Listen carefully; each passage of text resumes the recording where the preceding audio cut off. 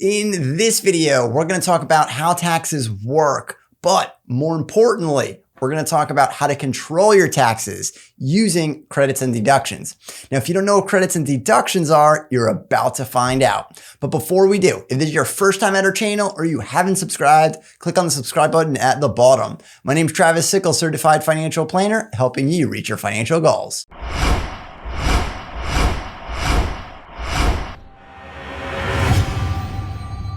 So I'm going to pull up the brackets in just a second and go through them. If you're just looking to see what the tax brackets are for 2020, they'll be up in just a second. And I'm also going to leave a link in the description at the bottom. So if you want to click on that and just have a PDF copy of the 2020 taxes at your disposal, then you can go ahead and click on it and download it, print it out, do whatever you want with it. But it's going to be the 2020 tax brackets. Then I'm also going to go over an example of going through your taxes the long way so you can really understand how your taxes work. And then I'm going to show you how to use the credits and the deductions so you can really control your taxable situation. So let's go ahead and jump right into it. I'm going to pull the taxes right up. Now, these are the 2020 tax brackets. Now, there are 4 different brackets. We have single, married filing jointly, married filing separately, and head of household. Now, depending on your filing status will depend on which brackets you have and your standard deduction. Now, your standard deduction right there is that first row that you see that shows SD, stands for standard deduction. Now, what those numbers mean is that amount of money is not taxable. So for example, someone that's filing single has a standard deduction of $12,400. What that means is the first $12,400 that you earn is actually not taxable. So it's reducing your taxable income right off the bat by $12,400. Now, if you're married filing jointly, it's twice that amount at $24,800. Now, there's a big misconception that a lot of people think whatever tax bracket you're in is how much you're going to get taxed on all the dollars that you earn. And that's actually not the case. It's called progressive tax. So not every dollar is taxed exactly the same. So let's go back to the tax brackets. So what this means is if you're filing single, after you've eliminated the standard deduction or applied it, then the next dollars are taxed at 10%, but only the next $9,875.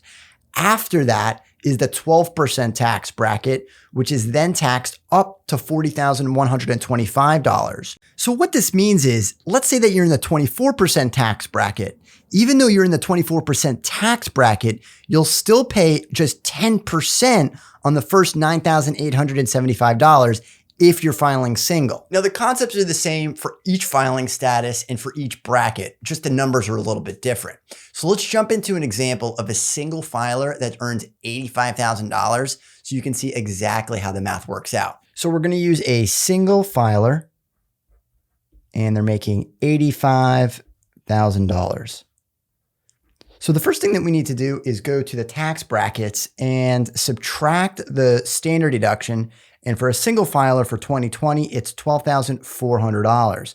So we're going to subtract the $12,400, and that's going to leave us with $72,600. Now, this is what we would call our taxable income. So now what we'll do is we'll go through an illustration and show you just how the taxes are calculated. So what we just showed was the first $12,400 that was taxed at 0%, so no taxes, and that is $0. Now, looking at the tax brackets, the first tax bracket is the 10% tax bracket, and that's from the next 0 to $9,875. So really $12,400 is our 0 because we're not being taxed on anything. And then this is going to be $9,875. So from here to here is $9,875. And then that's going to be at 10%. So we're going to multiply that by 0.1 or 10. And that's going to be $987.50. Now, looking back at the 2020 tax brackets, look at the 12%, and you can see that goes up to $40,125. So we're going to write that in, $40,125, and that's at the 12% tax bracket. But we're not going to multiply the full $40,125 because we were already taxed on the $9,875 at 10%. So it's only the difference, only the tax bracket gets taxed at 12%. So that is the difference from here to here, which is $30,250. So write $30,250 and multiply $30,250 by that 12%. So that's how much tax we're actually going to pay on this part. So that's $3,630. And the next tax bracket goes all the way up to $85,525, and that's at the 22% tax bracket. So I'm just going to write that up here. $85,525. Now, since we've only have $72,600 of taxable income, we're just going to write that in over here then. 72,600. So what we need to calculate is the difference from here to there, and that's going to be $32,475. Same as before, we're going to take this $32,475 and multiply that by 0.22 or 22%. And that's going to be $7,144.50. So as you can see here, that not every dollar is taxed the same way. And this is what we call a progressive tax system. So then we could just add all of these numbers up, and that's going to equal $11,762. And that is our tax liability. So here we have our taxable income. Here we have our tax liability. Now, the next thing that we want to take a look at is the deductions and the credits. So we're going to start with the deduction. And I'm going to start with a really simple one. When you make contributions to your retirement plan at work, most of those dollars go in pre-tax, unless it's the Roth component, where it's a Roth 401k or a Roth 403b. But if you put it into the traditional side, that reduces our taxable income, also known as a deduction. So let's use an example of us contributing 10% of our income, and we're also going to get a company match of 3%. So I'm going to show you what that looks like from a taxable income standpoint and how much it can reduce your taxes by. So if we multiply our $85,000 by 10%, that's going to be $8,500. So I'm going to write $8,500 right here. And this is going to be our contribution. Now let's also assume that we're getting a 3% match. So that 3% match gets multiplied by $85,000. And that's going to be $2,550. So the total contributions to the plan is going to be $11,050. Now, the $8,500 is the amount that's going to reduce our taxable income even further. So we could take that $72,600 and subtract the $8,500, $8,500. And that's going to be $64,100. Now, if we go back over to our tax brackets, $32,475 was all at the 22% tax bracket. And if we're trying to reduce our taxes or reduce our taxable income, it's going to start from the top going down. So that means that we can multiply our $8,500 by 22% because it's all in the 22% tax bracket. And that's going to be $1,870. Now I'm going to rewrite it over here. So it's $11,762 was our original tax liability. And because we're contributing to the 401k, we're going to reduce our tax liability by that $1,870, which is $9,892. $9,892. So now let's jump into what a credit looks like. And I'm going to use the lifetime learning credit as the example, which is up to a $2,000 credit. So if we're looking at this tax liability of $9,892 and we have a credit of $2,000, it's going to reduce our tax liability dollar for dollar. So now we're only going to owe $7,892. So going back to what we have here so far, the 22% is our tax bracket, also called our marginal rate. And what we want to take a look at is what our effective tax rate is, or our average rate. So the effective tax rate is your average tax rate. The way you can calculate that is you can take your total tax liability and divide it by your total income of $85,000. So that will be $7,892 divided by 85,000. And that's 9.3%. So again, 22% is our tax bracket, but our effective tax rate is 9.3%. Now, if someone didn't save into the retirement plan at work or take advantage of the credits that are available to them, then the effective tax bracket would be a little bit different because that would be 11,762 divided by 85,000. So if we do that math, 11,762 divided by 85,000, that would be 13.8%.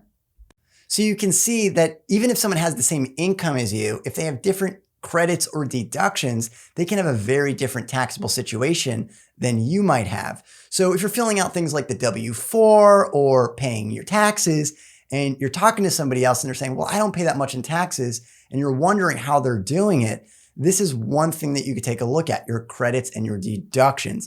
Now, this is the long way of doing it. There's a much quicker way and a simpler way to kind of play around to figure out how those credits and deductions will affect your tax liability. And it's a free tool that you can use, and it's the online estimator of the W-4. So I'm going to jump into that to show this exact situation very quickly so you can figure out how to control your taxes both today and tomorrow. Now, I've gone ahead and entered in most of the stuff on this calculator, and I'm just going to point out the credits and the deductions and the income levels so we can zip right through it. So looking at this, we're single. No one can claim us as a dependent. We don't have a dependent. We do have an income, and I'm going to scroll down, go to the next page, and then you can scroll down, and you can see I put in the $85,000 right there, and I'm going to scroll down, go to the next page. And I'm not going to do any adjustments here just yet. And you can see right there, the total tax liability is $11,768. So it was really just a rounding error because the math that we worked before was $11,762. So if we go to, the first thing we can do is we can take a look at the contributions. Now, the match doesn't have any effect on your taxable situation. That money just gets put directly into your retirement plan. It's only the amount that you contribute directly into that retirement plan. That's what's going to reduce your taxable income. So if we look at the income tab and we scroll down, we can enter in that we had a 401k or any retirement plan pre-tax. And we're going to put in the $8,500 because that was our 10% rate. And we can go to the very end and you can see it dropped to $9,898, very close to what we had before, $9,892. So again, just another rounding error. And if we add our lifetime learning credit, we can do that. And we can do that in the tax credit section and just go down to the educational section and enter in the amount of credit that you're eligible for. And if with any of these credits, if you have a question on it, just hit the little question mark and it will give you a link so you can learn a little bit more about it to see if you qualify.